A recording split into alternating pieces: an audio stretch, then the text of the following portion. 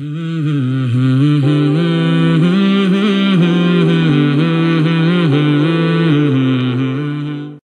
কতটা সহজ আপনাকে শুনলেই বুঝতে পারবেন। এক সাহাবী আল্লাহ রাসূল সাল্লাল্লাহু আলাইহি ওয়া আলিহি ওয়াসাল্লামের কাছে এসে তিনি বললেন, ইয়া রাসূলুল্লাহ হালাকতু ইয়া রাসূলুল্লাহ, হে রাসূল আমি তো শেষ। আমি তো, শুনতেছেন, মনোযোগ আছে, আমি তো শেষ। রাসূল সাল্লাল্লাহু আলাইহি ওয়াসাল্লাম বললেন, ওমা আহলাকা, কি হয়েছে তোমার? তো সে বলে, ওয়াকাআতু আলা ইমরাআতি ফি রমাদান, আমি তো রমজান মাসে দিনের বেলায় আমার স্ত্রীর সাথে মেলামেশা করে ফেলছি, একেবারে ফাইনাল মেলামেশা, আমার সিমেন আউট হয়ে গেছে বডি থেকে।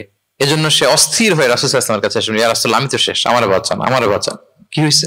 বলে, দিনের বেলায় রমজানে স্ত্রীর সাথে মেলামেশা, ইন্টিমেসি নিষেধ, আমি তো ইন্টিমেসিতে চলে গেছি, আমার কি হবে, আমারে বাঁচান। তো আপনারা জানেন যে ইচ্ছাকৃত যদি কেউ রোজা ভাঙে, আমি আপনাদেরকে বোঝাচ্ছি হচ্ছে ফ্লেক্সিবিলিটি, ইসলাম যে কতটা ফ্লেক্সিবল এটা আগে মাথায় রাখেন, যে what is the essence of flexibility in Islam, কতটা ফ্লেক্সিবল ইসলামের নিয়ম কানুন আর তাইসির। ইচ্ছা করে যদি কেউ রোজা ভাঙে, তার বিধান হচ্ছে তার কাজাও করতে হবে, কাফফারাও দিতে হবে। কাজা মানে একটা রোজার জন্য আরেকটা রোজা, আর কাফফারা হচ্ছে হয় তাকে একটা দাস আজাদ করতে হবে, অথবা তাকে 60টা রোজা রাখতে হবে টানা, অথবা 60 জন মিসকিনকে খাওয়াতে হবে। তো সে যখন এসে বললো, ইয়া রাসূলুল্লাহ আমাকে বাঁচান, কি করবো আমি? রাসূল সাল্লাল্লাহু আলাইহি ওয়াসাল্লাম বলেন, আচ্ছা ঠিক আছে, তুমি এই কাজ করে ফেলছো, তোমার তো পেনাল্টি হয়েছে। তো পেনাল্টি কি? তো বলে যে, রাসূল সাল্লাল্লাহু আলাইহি ওয়াসাল্লাম বলেন যে তুমি একটা দাস আজাদ করে দাও। বলে, ইয়া রাসূলুল্লাহ এই সক্ষমতা আমার নাই, আমি দাস আজাদ করবো কোত্থেকে? আচ্ছা এটা পারবা না, তো তাহলে টানা 60টা রোজা রাখো কাফারা হিসেবে, টানা 60 দিন রোজা রাখতে হবে, রমজান চলে যাওয়ার পরে 60 দিন রোজা, এটা রাখো। বলে, ইয়া রাসূলুল্লাহ এটাও পারবো না, আমি টানা 60 দিন রোজা আমি রাখতে পারবো না। আচ্ছা এটাও যদি না পারো, তাহলে তুমি 60 জন মিসকিনকে খাবার খাইয়ে দাও। এবার সে বলে, ইয়া রাসূলুল্লাহ খাবারও খাওয়াতে পারবো না আমি, এই সামর্থ্য নাই। কি বিপদ! দাস আজাদ এটাও পারবা না, টানা 60টা রোজা এটাও পারবা না, 60 জন মিসকিনকে খাবার দিবা তাও পারবা না। তো কি আর করা, বসো, এক পাশে বসো। বসে আছেন, উনি অন্যান্য কাজ সারতেছেন।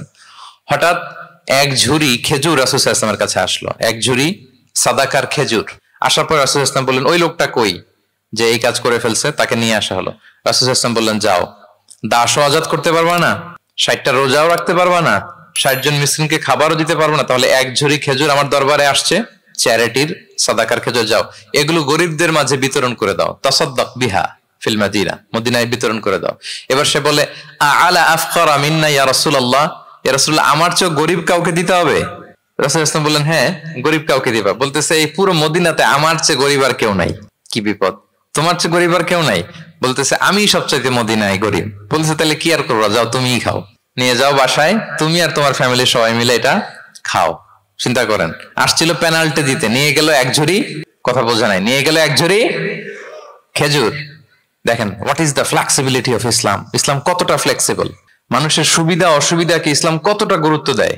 আমরা ইসলামকে বোঝানোর ক্ষেত্রে, এক্সপ্লেইন করার ক্ষেত্রে এগুলো মাথায় রাখি না।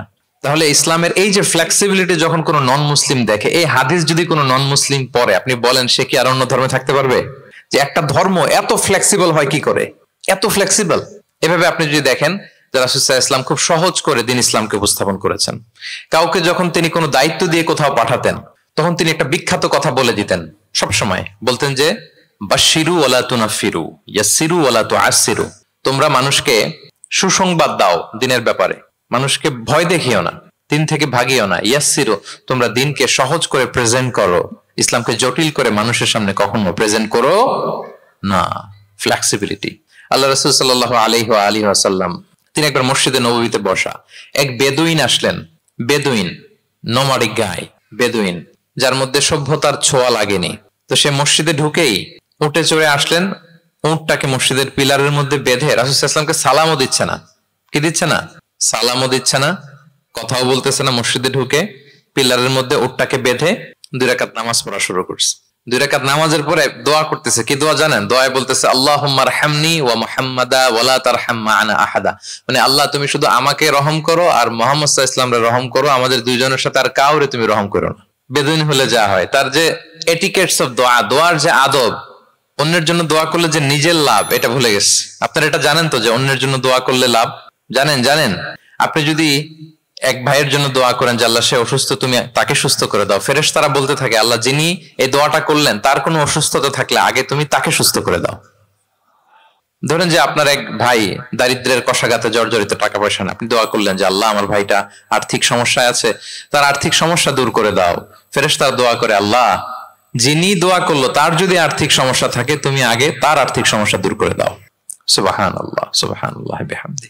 তো এক লোক এই হাদিসের ফজিলত শুনে ইফতারির পূর্ব মুহূর্তে, যেহেতু দোয়া কবুল হয়, তার ওয়াইফ ইফতারি তৈরি করতেছে, এই হাদিসের ফজিলত শুনে এক লোক তার বন্ধুর জন্য দোয়া করতেছে যে আল্লাহ আমার বন্ধুটা তো এখনো বিয়ে হয় নাই, তুমি সুন্দরী রূপবতী একটা স্ত্রীর ব্যবস্থা করে দাও আল্লাহ আমার বন্ধুর।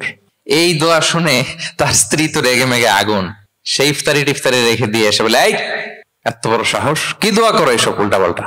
স্বামী বলে, কি দোয়া উল্টা পাল্টা, কি দোয়া করলাম, আমি তোমার বন্ধুর জন্য দোয়া করছি যে আল্লাহ তারে তুমি রূপবতী সুন্দরী স্ত্রীর ব্যবস্থা করে দাও। তো ওয়াইফ বলে, এই তুমি কি মনে করছো আমি হাদিসটা জানি না যে অন্যের জন্য ভালো কোনো দোয়া করলে আগে এটা নিজের জন্য কবুল হয়? সুবহানাল্লাহ। দেখেন ইসলামের বিধান কত সুন্দর। আপনি অন্যের কল্যাণ কামনা করলে এটা, এই কল্যাণ ফিরে আপনার দিকে আসে আগে। সুবহানাল্লাহ।